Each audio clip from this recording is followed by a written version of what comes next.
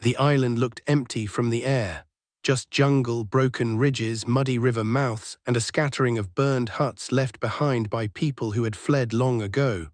To Japanese planners, it was a quiet sector, a place already secured, already pacified, already under control. Maps showed no organized resistance. Recon reports listed no enemy units, no radio traffic, no supply movement, nothing worth worrying about. But the island was not empty.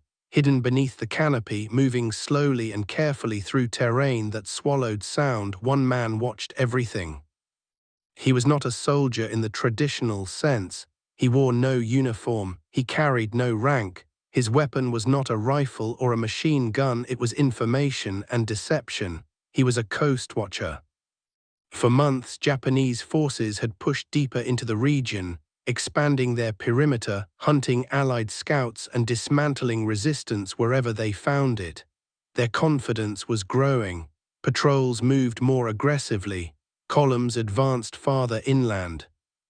Officers began planning a full sweep of the island to clear it once and for all.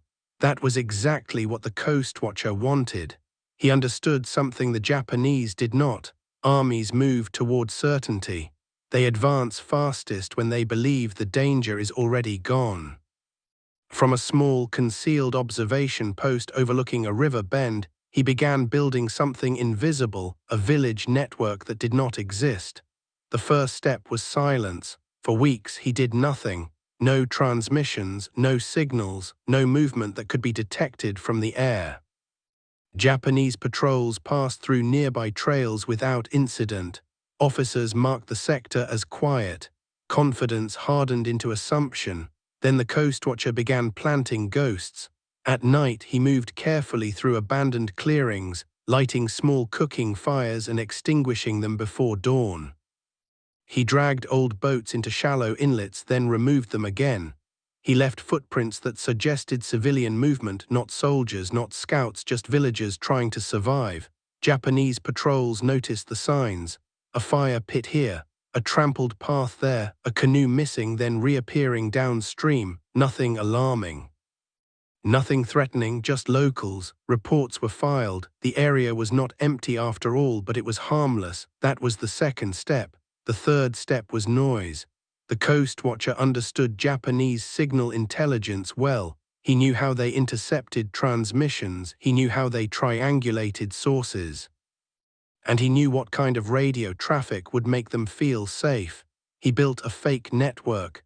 Using a low-power transmitter and a simple schedule, he began sending brief, mundane signals, the kind that sounded like local communication between villages.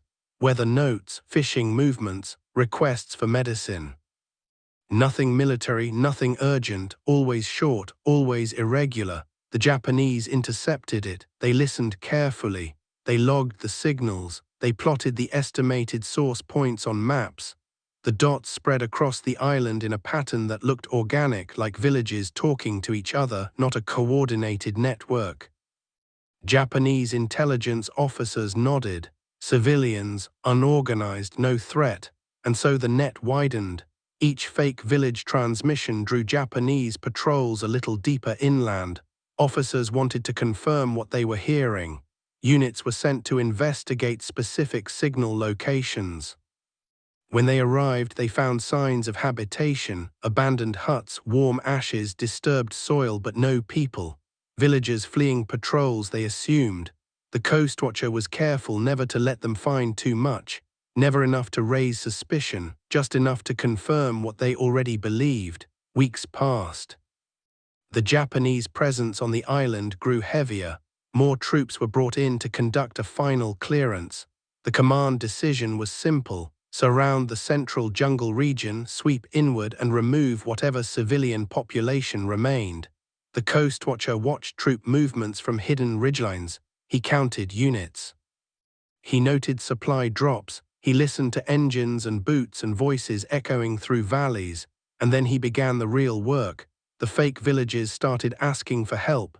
The radio traffic changed subtly, still civilian, still harmless, but now there were shortages: rice, salt, medicine, tools. Requests that would pull Japanese units into specific zones, patrols were redirected, columns adjusted their routes, officers altered their sweep plans to secure these areas. What they did not realize was that every adjustment narrowed their own maneuver space. The Coastwatcher had chosen the terrain carefully: river bends, ravines, mangrove swamps, narrow jungle corridors where visibility dropped to nothing and movement slowed to a crawl, places where large units could enter but could not easily leave. As Japanese units moved inward, the fake village network grew louder: more messages, more overlap, more apparent population density. To Japanese intelligence, it looked like they were finally uncovering the heart of the island's civilian life. In reality, they were walking into a box. The first sign of trouble came when a Japanese battalion reported losing contact with a forward patrol. Then another patrol vanished on a different axis.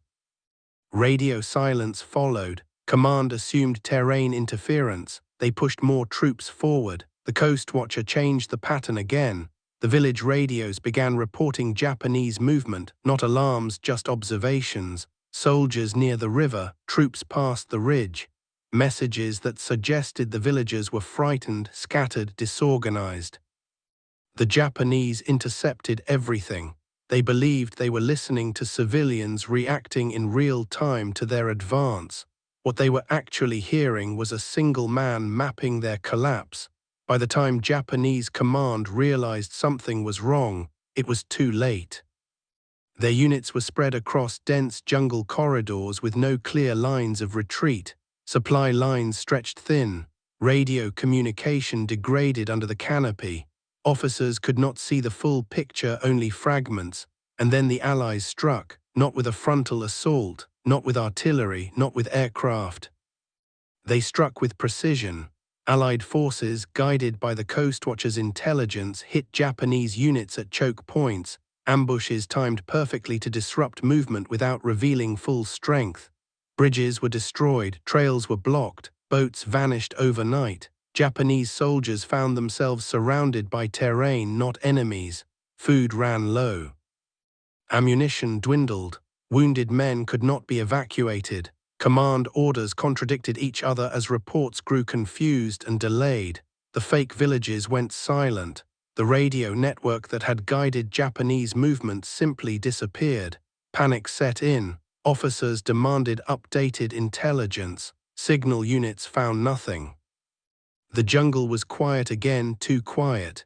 When Japanese patrols tried to withdraw, they found routes blocked by flooding rivers, collapsed trails, and enemy fire that appeared suddenly and vanished just as fast. They were trapped, not by an army, by an illusion. Over the next days, more than 2,000 Japanese soldiers were effectively neutralized, not all killed, not all captured, but rendered combat ineffective. Isolated, starving, leaderless, lost in terrain they no longer controlled. The Coastwatcher never fired a shot, he simply watched. By the second week, the Japanese commanders believed they were dealing with a widespread civilian intelligence network. Reports arriving at headquarters were too consistent, too detailed, too geographically accurate to dismiss. Villages that supposedly did not communicate with each other were somehow coordinating movements. Patrols sent to investigate one location were intercepted somewhere else. Supply columns vanished after being seen by farmers who should have had no way to communicate. The truth was far simpler and far more dangerous. There was no network, there was only one man. The Coastwatcher understood something the Japanese did not. Armies do not react to truth, they react to patterns. And once a pattern is established, commanders will build entire strategies around it, even if that pattern is false. So he fed them patterns.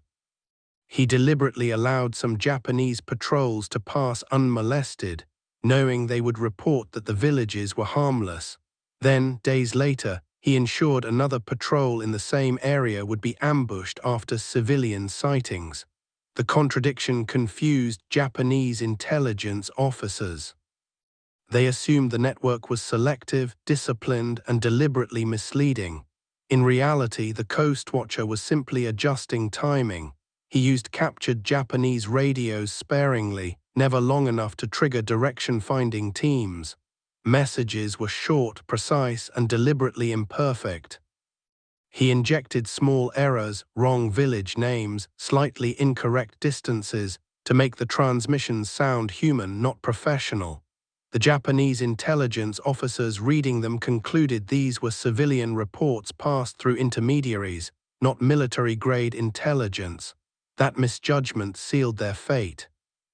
Japanese units began diverting troops to hunt the supposed village network. Entire companies were sent into the interior, combing hamlets that had never communicated with anyone at all. The soldiers found nothing, no radios, no documents, no leaders. This absence only deepened the mystery. A sophisticated underground network, they reasoned, would leave no trace, and so they kept searching. The Coastwatcher watched them walk straight into his trap. He began staging sightings. A fisherman would be seen on one shore at dawn. A farmer would appear briefly on a ridge line. A fire would be lit and extinguished just fast enough to be noticed from a distance. None of these people knew they were part of anything. They were simply living their lives. But the Coastwatcher knew how Japanese reconnaissance interpreted such things. Each sighting was logged. Each movement was mapped. Each report was analyzed. Slowly, Japanese commanders became convinced that the villages were funneling information inland toward a central hub, a hub they believed controlled everything. They were wrong. There was no hub, there was only bait. The Coastwatcher began guiding Japanese forces away from Allied landings and toward interior terrain that offered no strategic value. Units marched for days through jungle and swamp chasing a network that did not exist. Supplies ran low, radios failed, morale deteriorated, men collapsed from exhaustion and disease. Still, they pressed on.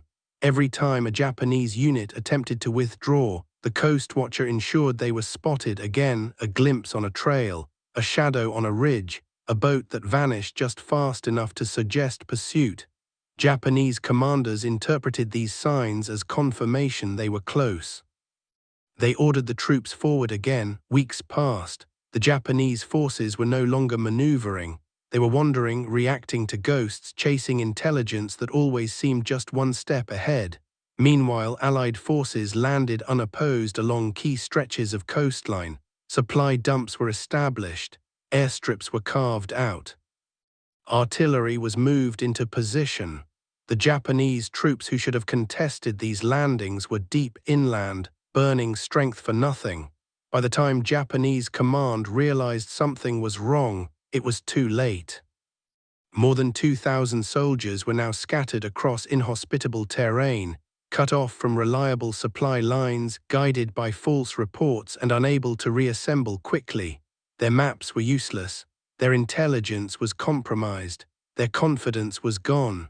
Some units attempted to regroup independently. Others waited for orders that never came. A few commanders suspected deception, but they could not agree on its nature. Was it Allied intelligence, local insurgents, defectors, a sophisticated espionage ring? None of them considered the truth. One man, one radio, one illusion. As starvation and disease began taking hold, the Japanese troops lost cohesion entirely. Soldiers deserted positions. Others surrendered when Allied patrols finally reached them, shocked to discover there had never been a civilian network at all. The Coastwatcher emerged weeks later, thin, exhausted, and nearly invisible after months in hiding. When Allied officers pieced together what had happened, they were stunned. No sabotage, no firefights, no battles, just deception, timing, and patience. More than 2,000 Japanese soldiers had been neutralized without a single major engagement, not by force but by belief. And the most terrifying part was this: if the Japanese had never believed the villages were watching, none of it would have worked. By the time Japanese commanders began to suspect something was wrong, the damage was already irreversible. Entire battalions had been diverted into valleys that held no strategic value. Supply columns had marched for days toward villages that did not exist. Patrols had wasted precious ammunition skirmishing with shadows. Radio operators reported civilian activity that could never be confirmed. Maps were redrawn again and again, each version contradicting the last, and always the same detail appeared: villages that shifted location, villages that vanished overnight, villages that sent messengers but never surrendered. The Japanese command structure relied on predictable civilian behavior. Villages stayed where they were built, paths were reused, trade routes followed geography, but the Coastwatcher's network broke those assumptions completely. It introduced noise into every decision, and in warfare noise is poison. Orders were delayed because intelligence conflicted. Advances stalled because supply routes were uncertain. Counterattacks failed because enemy positions were misidentified. What the Japanese believed was a widespread civilian resistance movement was, in reality, a carefully curated illusion, maintained by fewer than 24 Allied operatives and local helpers who never allowed themselves to be seen as a single organization.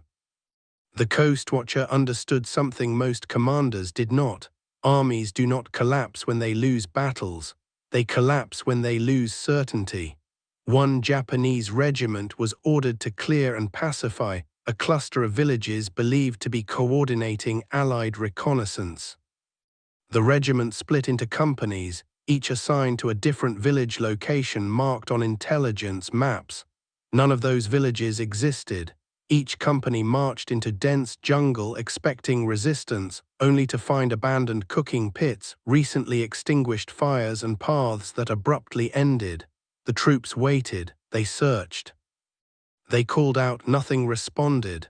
Then reports began arriving. Company A encountered signs of another village 2 kilometers east. Company B reported civilian movement near a river bend. Company C intercepted a messenger carrying directions to a council meeting. Each company moved again. Each time they arrived too late. After 5 days, the regiment had marched itself into exhaustion. Water supplies ran low. Radio batteries failed. Morale collapsed. And still no enemy appeared. What the Japanese did not realize was that every one of those movements had been predicted days earlier. The Coastwatcher had anticipated how commanders would respond to each report.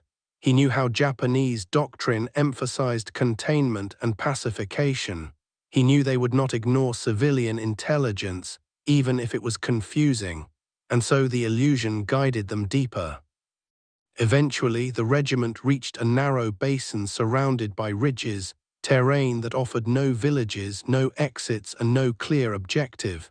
It was there that Allied artillery found them. The barrage lasted less than an hour.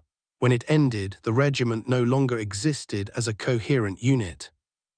Elsewhere, Japanese engineers attempted to map the supposed village network more precisely. They sent reconnaissance teams equipped with compasses, cameras, and survey tools. These teams returned with sketches that contradicted one another completely. One team claimed a village sat near a waterfall. Another placed it 3 kilometers south. A third insisted the village was mobile, temporary shelters that relocate nightly. Commanders dismissed the reports as incompetence. Survey teams were punished. Some officers were relieved of duty, but the contradictions continued. The Coastwatcher's greatest success was not deception, it was plausibility. Every fake village left just enough evidence to be believable. Paths were worn but not deeply. Fires were warm but never burning. Tools were present but never abandoned carelessly. Nothing screamed trap. Everything whispered just missed. And that whisper drove the Japanese into obsession. Soon, entire battalions were assigned not to combat but to searching. Soldiers combed jungles for villages that constantly stayed one step ahead. They guarded river crossings that no one used. They defended supply routes that were never attacked. Meanwhile, real Allied movements went unnoticed. Troop landings occurred miles away from Japanese concentrations. Airstrips were constructed while Japanese forces searched for civilians. Artillery positions were established in areas the Japanese believed were safe. The illusion created space, and space created opportunity. By the time Japanese headquarters realized that something fundamental was wrong, they faced an impossible problem. How do you defeat an enemy that never exists in one place? Attempts were made to isolate the supposed network. Entire regions were declared hostile. Curfews were enforced. Villagers were relocated forcibly. But these measures only worsened the confusion. Every forced relocation created new civilian movement that the Coastwatcher folded into his illusion. Japanese efforts to control the population produced exactly the activity they feared most. Eventually, the Japanese concluded they were facing a coordinated intelligence apparatus embedded in the civilian population. They believed thousands of civilians were acting as scouts, messengers, and saboteurs. In reality, fewer than 50 people maintained the entire deception. The Coastwatcher himself never carried a weapon. His tools were patience, observation, and restraint. He resisted the urge to exploit the illusion too aggressively. He never allowed the network to become visible. He avoided patterns. He allowed Japanese units to succeed occasionally by discovering empty villages or capturing meaningless notes. These small victories reinforced belief, and belief sustained the trap. The collapse came suddenly. During a major Allied offensive, Japanese forces attempted to reposition rapidly, but discovered that most of their units were already out of place. Some were guarding empty valleys. Others were days away from supply lines. Several battalions found themselves encircled without realizing it had happened. When the offensive began, Japanese commanders issued orders that could not be executed. Units did not know where they were. Maps no longer matched terrain. Communications broke down under the weight of contradictory reports. Over 2,000 Japanese soldiers were cut off, surrounded and forced into defensive positions that offered no escape. Many never even encountered Allied infantry. They were neutralized by starvation, artillery, and isolation. After the fighting ended, Allied intelligence officers reviewed captured Japanese documents.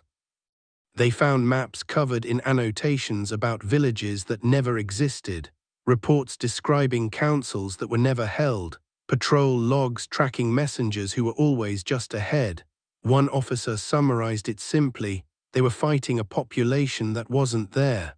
The Coastwatcher was evacuated quietly after the campaign. He received no public recognition. His work remained classified for years. But among those who understood the operation, his deception was considered one of the most effective intelligence traps of the war. He had not destroyed an enemy force with firepower. He had erased its ability to understand reality. And when an army can no longer trust its maps, its reports, or its instincts, it ceases to function, no matter how many soldiers it still possesses. The fake village network never fired a shot, yet it trapped thousands, and proved that sometimes the most powerful weapon in war is not force, but certainty's absence.